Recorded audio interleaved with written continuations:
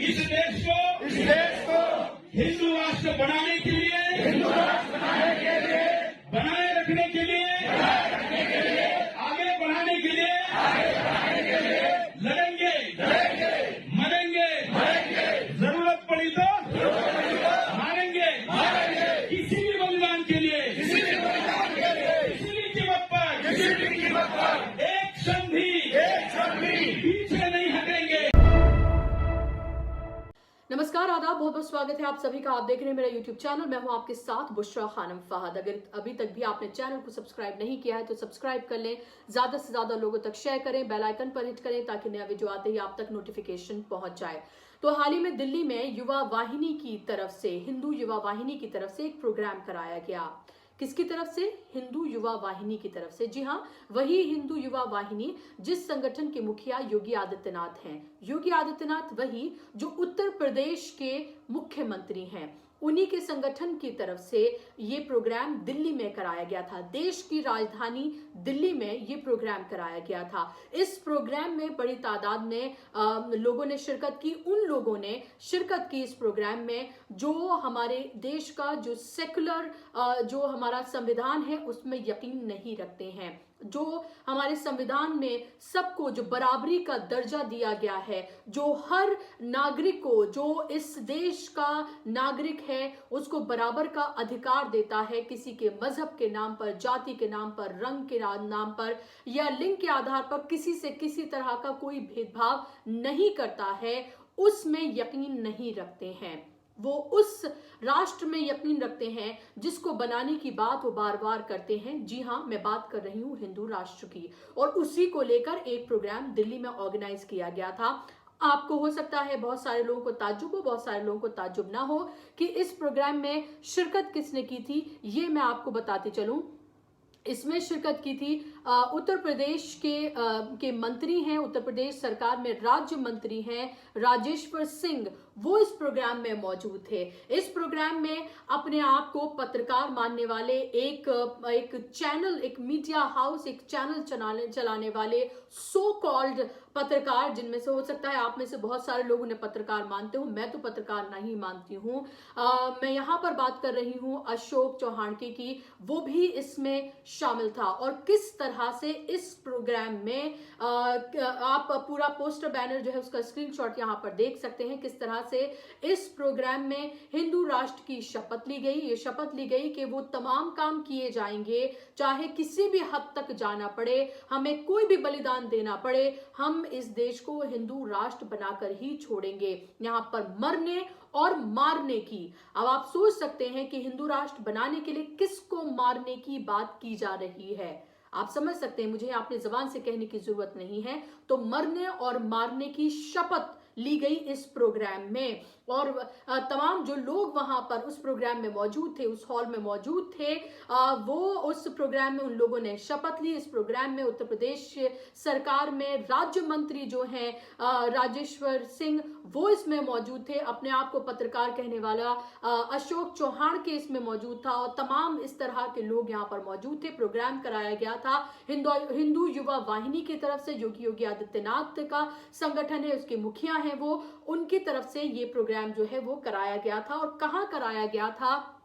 देश की राजधानी दिल्ली में।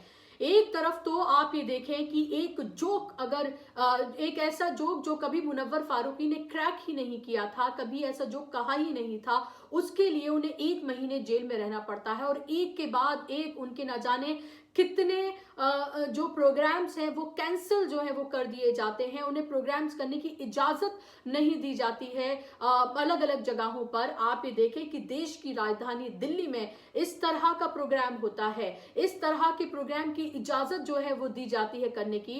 इन लोगों को लेकर कोई कार्रवाई नहीं की जाती है कि किस तरह से ये लोग खुले तौर पर मरने और मारने की शपथ ले रहे हैं देश की राजधानी दिल्ली में बैठकर। ये शख्स जो अपने आप को पत्रकार कहता है, अशोक चौहान के, किस तरह से हर रोज अपने चैनल पर मुसलमानों के खिलाफ कैंपेन चलाता है। कभी थूक जिहाद, कभी यूपीएससी जिहाद, कभी रेहड़ी जिहाद, अलग अलग तरह के नाम गढ़कर ये शख्स मुसलमानों के खिलाफ हर रोज नफरत परोसता है। और कहीं और जाने की आपको जरूरत नहीं है, आप सिर्फ ट्विटर हैंडल पर शख्स के चले जाइए, आपको ऊपर से नीचे तक सिर्फ और सिर्फ आपको एक खबर नजर आएगी, और वो है सिर्फ और सिर्फ मुसलमानों के खिलाफ नफरत फैलाने की, उनको विलन बनाने की, उनको देश का दुश्मन बताने की। सिर्फ और सिर्फ यही किया जाता है। ये चैनल अभी तक चल रहा है। इस चैनल में काम करने वाले लोग अपने आप को पत्रकार कहते हैं। ये शख्स अपने आप को पत्रकार कहता है। देखिए किस तरह से खुलेआम हिंदू राष्ट्र की जो है वो शपथ ली जा रही है। हमारे माननीय प्रधानमंत्री जब दूसरे देशों में जाते हैं तो वहां जाकर हमारे सेकुलर राष्ट्र होने की, कि किस तरह से हमारा देश जो है एक धर्मनिरपेक्ष राष्ट्र है, उसकी बात करते हैं, उसकी दुहाई देते हैं, गांधी के बताए हुए सिद्धांतों की बात वहां पर करते हैं। और देखिए ये लोग किस तरह से उसकी धज्जियां उड़ाते हुए यहां पर नजर आ रहे हैं। और इसमें हमारे देश के सबसे बड़े राज्य उत्तर प्रदेश में के सरकार के राज्य मंत्री भी इसमें शामिल होते हैं। और ये प्रोग्राम खुले तौर पर किया जाता है, इसको लेकर कोई कार्रवाई जो है वो नहीं की जाती है। और इस तरह के प्रोग्राम्स होने का सिलसिला जो है वो लगातार जारी है, और इस तरह के प्रोग्राम्स लगातार किए जा रहे हैं, और इसको लेकर कोई कार्रवाई नहीं की जा रही है। आपने देखा होगा यति नरसिंह सरस्वती जैसे शख्स जो है लगातार किस तरह से मुसलमानों के खिलाफ जहर जो है वो उगलता है, और उसके खिलाफ कोई कार्रवाई जो है वो नहीं की जाती है। खुले तौर पर इसी तरह से एक मजहब के खिलाफ नफरत जो है वो परोसी जा रही है। हम आप देख रहे हैं कि लगातार जो क्रिश्चियंस हैं उनके खिलाफ जो है नफरत परोसी जा रही है। गिरजाघरों पर जो है वो हमले किए जा रहे हैं, उनको निशाना बनाया जा रहा है। और इसी तरह से आप ये देखें कि किस तरह से हिंदू राष्ट्र की बात जो है वो खुले तौर पर की जा रही है। एक लोकतांत्रिक, एक सेकुलर राष्ट्र में किस तरह से खुले तौर पर मरने और मारने की शपथ ली जा रही है। हमारा देश 7 साल में यहां आकर खड़ा हो गया है, और ये कहकर कि इलेक्शन है इसलिए ऐसा किया जा रहा है, यूपी में इलेक्शन है इसीलिए इस तरह की घटनाएं या इस तरह के प्रोग्राम्स हो रहे हैं। आप इन घटनाओं को या इस तरह के प्रोग्राम्स को कम आंकने की कोशिश कर रहे हैं, क्योंकि जब इलेक्शंस होते हैं, इलेक्शंस नहीं होते हैं, इस तरह के प्रोग्राम लगातार ऐसे ही चलते रहते हैं। और इसको लेकर मैं आपको ये बता दूं कि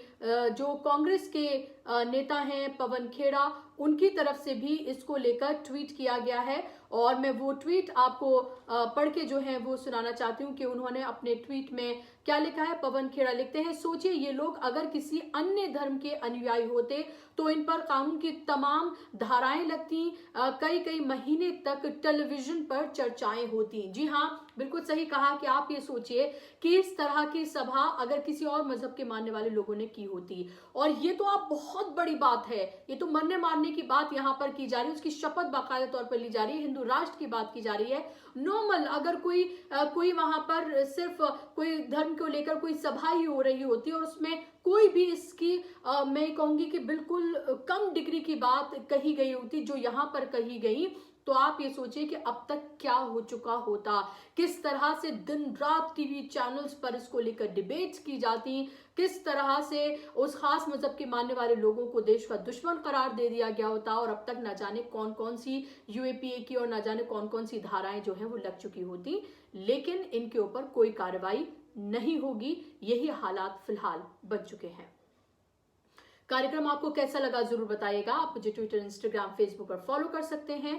आप मेरे चैनल को जरूर सब्सक्राइब करें। नमस्कार, आदाब।